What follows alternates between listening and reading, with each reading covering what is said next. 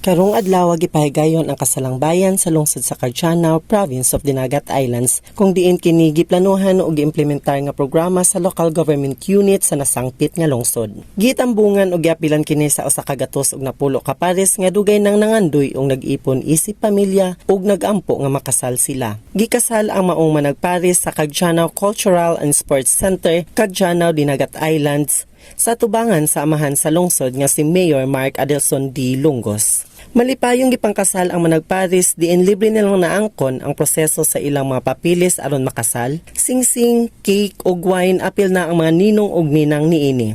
Malampusong gipahigayon ang kasal nga aduna pay dugang regalo nga naangkon gikan sa mayor nga naghatag og cash prizes sa pares nga pinakaidaran o sa nakasal, pinakadugay ng nag-ipon o sa kasla ug ang pinakaunang pares nga naabot sa venue o gitawag pang early birds sa maong aktibidades. Magpasalamaton ang mga lumulupyo sa maong lungsod nga nakaangkon ug nakabenepisyo sa naisgutang programa ni Mayor Mark Adelson D. Lungos ug ang tanan gipanghinautan ug giampuan nga mulungtay ang gugma sa matag isa ka pares. Best wishes sa tanang gikasal karong adlaw ug Happy Valentine's Day sa atong tanan. Alang sa dugang pang mga detalye, kanunay lamang kamong mosunod sa official Facebook page sa PIO Dinagat Islands. Alang sa Dinagat News, kini si Felgi Bendayo reporting.